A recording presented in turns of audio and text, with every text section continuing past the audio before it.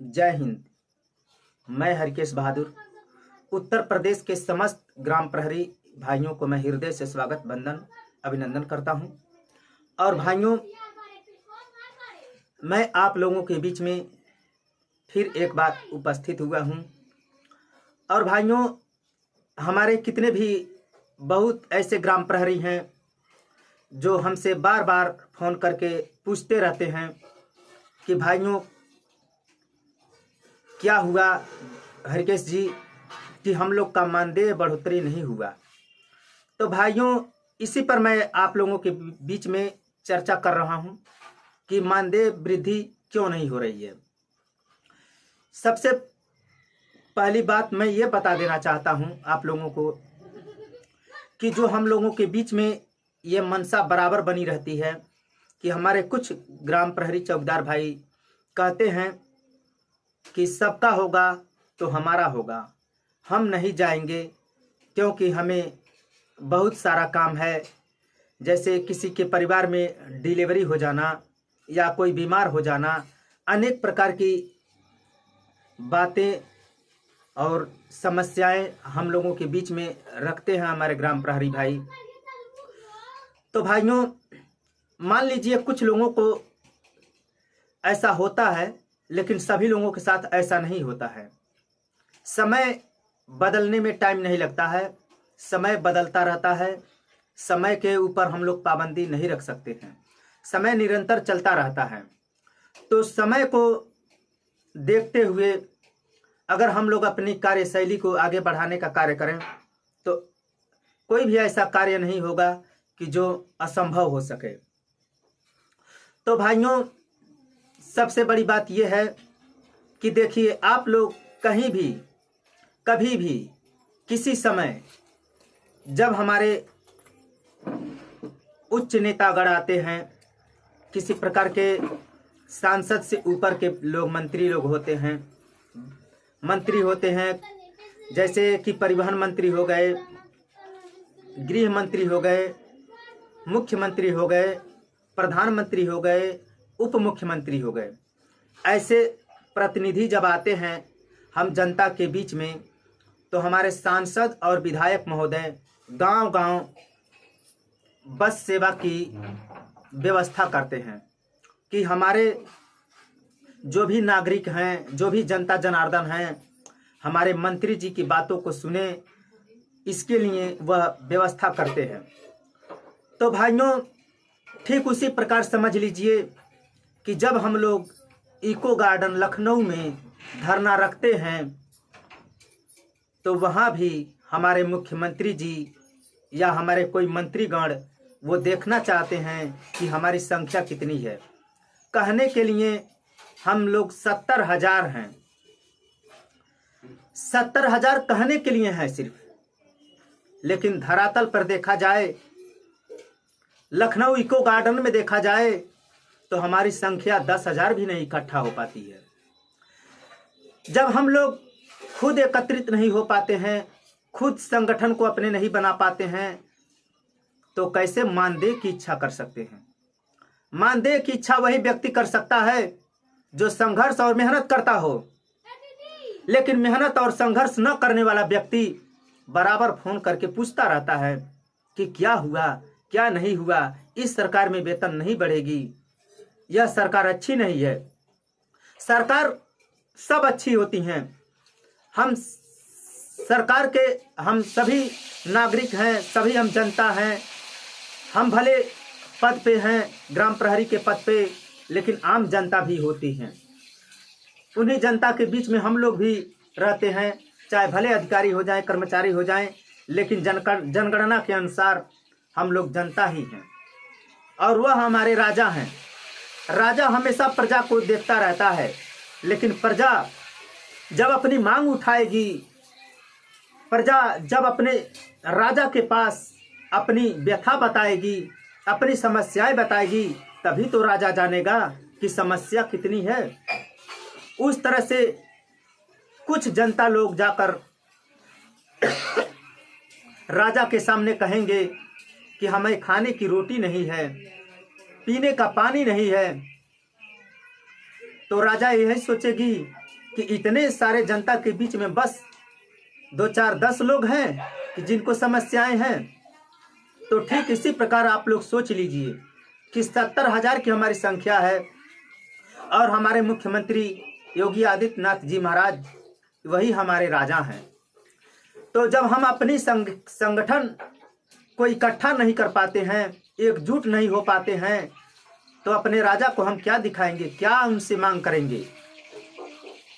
तो भाइयों,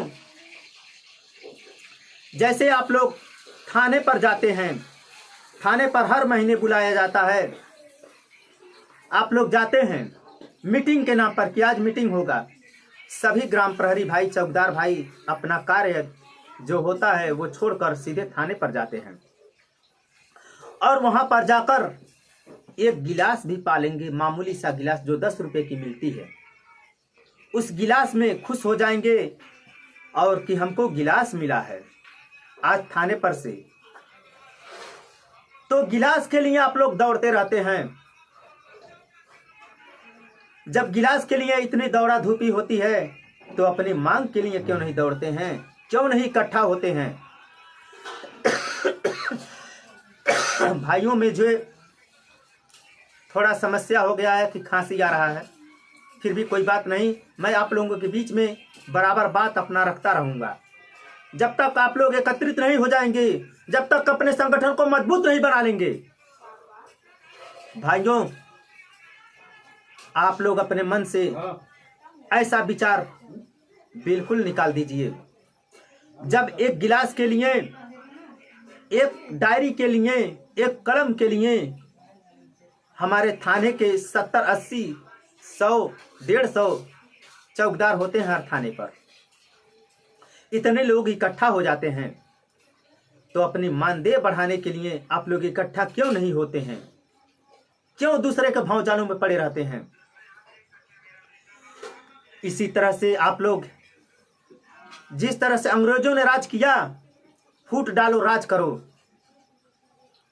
इसी तरह से हमारे अधिकारी कर्मचारी, हमारे ऊपर के जो भी अधिकारी हैं हमारे ऊपर राज करेंगे।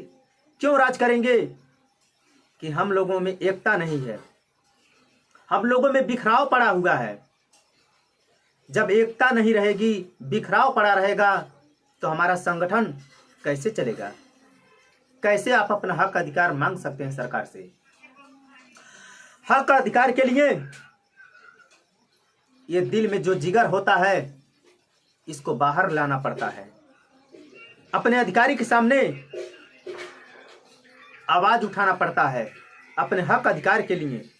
उनका सम्मान भी करना चाहिए, अपने बड़े अधिकारियों का। मैं ये नहीं कहता हूं कि उनका सम्मान मत करो, सम्मान करो, इज्जत करो, क्योंकि वो हमारे बड़े अधिकारी हैं। लेकिन भाइयों, अपने हक और अधिकार के लिए उनसे भी आप वार्तालाप कर सकते हैं, उनसे भी बातचीत कर सकते हैं, उनसे भी आप अपने हक की फरियाद कर सकते हैं। तो भाइयों, हमारे बीच में हमारे गोरखपुर के माननीय श्री पूरन जी उपस्थित हैं, जो आज हमारे वहाँ पधारे हैं। मैं उनसे आप लोगों को मिलाना चाहूँगा, हमारे पूरन भैया जी से, जो किसी चीज़ के मोहताज नहीं हैं। ये हमारे पूरन भैया जी हैं। जय भैया, कुछ आप भी संबोधित करिए हमारे चौकीदार भाइयों को। हमारे जितने हमारे भाई हैं, हमारे ग्राम प्रहरी भाई हैं, सबको नमस्कार हमारे तरफ से, पूरे प्रदेश के। और हमारे हरकेश भैया के मैं घर पे आया हूँ और कुछ काम था हमारे इनके दरवाजे पे। हमारी लड़की का जो है परीक्षा था और मैं उस पर उपस्थित हुआ हूँ उनके घर पे। और कई चौकीदार लोग भाई से हम लोग मुलाकात भी हुई है। और आप लोग एकजुट हो जाइए, पूरा संगठन मजबूत करिए। हम तो लगे हैं, हमारे केस भैया तो जो है पूरा महाराज हिला के रख दिए हैं। हम भी चाहते हैं गोरखपुर हिल जाए और पूरा प्रदेश हिल जाए, और ताकि हम लोग का जो है मान्य तो बढ़ना ही बढ़ना है। जब हम लोग को संगठन मजबूत होगा तभी हो पाएगा। ऐसा नहीं है कि आप लोग ये सोचते हैं भैया जाओ तुम ही घूमी आओ, जाओ तुम ही घूमी, ऐसा नहीं होता है। एकजुट होना है तो एकजुट होना, और होंगे तभी हम लोग का मजबूत संस्था बढ़ेगा, सब कुछ होगा। वर्दी भी लागू होगी, पैसा भी बढ़ेगा, मानदेय भी बढ़ेगा, सब कुछ होगा। ये बेगारी मुक्ति हो जाएगी, नहीं तो झाड़ू पोछा करना अनिवार्य है आप लोग का। ये समझ लीजिए चौकीदार का मतलब अब वो चीज़ नहीं रह गया पहले जैसा। अब तो बहुत संशोधन हो गया हम लोग की नौकरी में। नहीं पहले तो हम देखें 4 साल पहले जो है कि जब हम लोग को जब हाजिरी लगने से पहले जो है 10 काम बढ़ाया जाता था, अब वो काम नहीं रह गया है। हर चीज़ मायने में रखता है, क्योंकि ये लोग जान चुके हैं कि चौकीदार जागरूक हो गए हैं, ताकि हमारे 70,000 पैरी जो भाई हैं वो भी जागरूक हो जाए। अगर इतना जागरूक हो जाएंगे तो हम लोग का बेगारी कोई नहीं करवा पाएगा, वर्दी कोई नहीं छीन पाएगा। वर्दी हम लोग पहन की ड्यूटी करेंगे, जैसा चाहेगा वैसा हम लोग अपना जो है अपने हिसाब से काम करेंगे। भाइयों, ये हमारे गोरखपुर के जिलाध्यक्ष माननीय श्री पूरन जी हैं, जो आप लोगों के बीच में अपनी बातें रखे। इसी प्रकार से हम सभी ग्राम प्रहरी अपने हक अधिकार के लिए अगर एकजुट हो जाएं, सभी जिलाध्यक्ष, सभी ग्राम प्रहरी, आप लोग ये मत सोचिए कि वो तो दूसरे बिरादरी का है, मैं दूसरे बिरादरी का हूँ। भाइयों, संगठन में कोई बिरादरी नहीं होती, हम भाई भाई हैं। हिंदू, मुस्लिम, सिख, ईसाई सब आपस में भाई भाई। जब हम लोगों में भाईचारा बनी रहेगी, एकता बनी रहेगी, तो कोई भी ऐसा काम नहीं है कि जो हम लोग अपने अंदर हासिल न कर सकें, सरकार से मांग न कर सकें, सरकार से छीन न सकें। सरकार से छीनने के लिए देखिए हमारे किसान लोग जो पहले कई महीनों तक धरना किए, आज फिर हमारे किसान भाई धरना पे उतर आए हैं। बताइए, किसानों को समस्या अपनी दिखाई दे रही है तो किसान भाई इकट्ठा हो रहे हैं, और हम चौकीदार भाई 70 सालों से बेगारी करते आ रहे हैं और वेतन के नाम पर मात्र 2500 रुपया मिल रहा है। कैसे अपने परिवार का पालन पोषण करेंगे आप लोग? कैसे बच्चे को पढ़ाएंगे?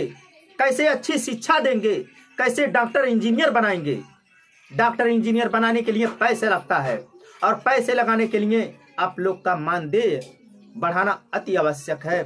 जो हमारे माननीय मुख्यमंत्री जी हम लोगों को विचारों को सुने, अगर हमारा वीडियो माननीय मुख्यमंत्री तक पहुंचे तो मुख्यमंत्री जी, हम लोग बार बार गुजारिश कर रहे हैं आपसे।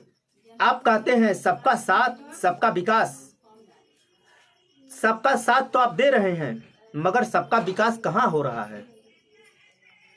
क्योंकि हम लोग भी अल्प वेतन में 2500 रुपये में गुजारा करते हैं। जो एक व्यक्ति जो चौकीदार है वह खुद स्वयं का भी गुजारा नहीं कर सकता 2500 रुपये में, तो अपने परिवार को कैसे पालेगा? अपने माँ बाप का इज्जत सम्मान कैसे करेगा? कैसे अपने माँ को एक साड़ी देगा? कैसे अपने पिताजी को एक धोती पहनाएगा? और कैसे अपने माता पिता का सेवा करता है वह चौकीदार भाई से आप पूछेंगे आम जनता के बीच में आकर मुख्यमंत्री जी, तो आपके आंखों से आंसू आ जाएगा। जिस तरह से हमारे चौकीदार भाई रोते गिड़गिड़ाते हैं, मैं तो आंसू नहीं गिराता हूं, लेकिन एक बार पिछली वीडियो में मेरा आंसू गिर गया था। जब हमारे घर की महिलाएं कहती हैं करवा चौथ है, सभी लोगों की पत्नियां जो हैं करवा चौथ पे नई नई साड़ियां पहनती हैं, नए नए गहने ले आती हैं, अच्छे अच्छे मिष्ठान खाते हैं, बच्चे लोग दीपावली में नए कपड़े पहनते हैं। लेकिन हम लोगों के अंदर वो चीज़ नहीं है जो अपने पत्नी का, अपने बच्चे का, अपने माँ बाप का सम्मान कर पाए। सम्मान के लिए इस जमाने में पैसे की जरूरत होती है, और वो पैसा हम लोगों के पास नहीं है। जब हम लोगों के पास पैसा नहीं रहेगा तो कहां से इज्जत मिलेगी? आजकल पैसे की इज्जत है, कितना भी आप महान पुरुष बन जाइए,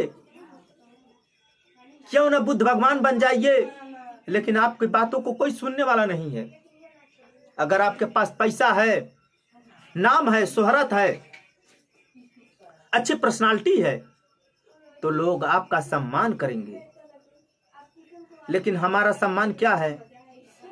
जब थाने पर हम लोग जाते हैं, हमारे चौकीदार भाई, तो अपराधी किस्म का व्यक्ति वो भी थाने पर पहुंचा रहता है और हमारे चौकीदार भाई उसको ले आकर कुर्सी देते हैं, इज्जत से बैठता है और हमारे चौकीदार भाई उसको पानी ले आकर पिलाने का काम करते हैं, चाय दुकान से लाकर देते हैं। जब इस तरह का रवैया रहेगा हम लोगों के साथ, तो कैसे हम चौकीदार भाइयों का मान सम्मान बढ़ेगा? वो गांव में जाएगा तो कहेगा कि चौकीदारी को कोई इज्जत नहीं है। मैं गया था, चौकीदार मुझे कुर्सी दिया, चौकीदार मुझे चाय ले आकर दुकान से पिलाया, पानी पिलाया। तो बताइए, क्या यही चौकीदारों का सम्मान इज्जत है? तो इसलिए भाइयों, सम्मान इज्जत लेना है तो मैं सरकार से और अधिकारी से नहीं कह रहा हूं, मैं आप लोगों से पहले कह रहा हूं कि सम्मान इज्जत पाने के लिए एकजुटता बनानी होगी, एक रणनीति बनानी होगी, एक गठबंधन में हम लोगों को बंधना पड़ेगा और सभी लोगों के अफवाह में न पढ़ करके जो हमारा ग्राम प्रहरी चौकीदार भाई जो संगठन को बनाकर आगे बढ़ाने की कार्य करता है, हम सभी लोग एकजुट होकर अपने भाई का साथ देने का काम करें। इन्हीं सभी बातों के साथ मैं अपने वाणी को विराम देता हूं। जय हिंद, जय भारत, वंदे मातरम। चौकीदार एकता जिंदाबाद, चौकीदार एकता जिंदाबाद।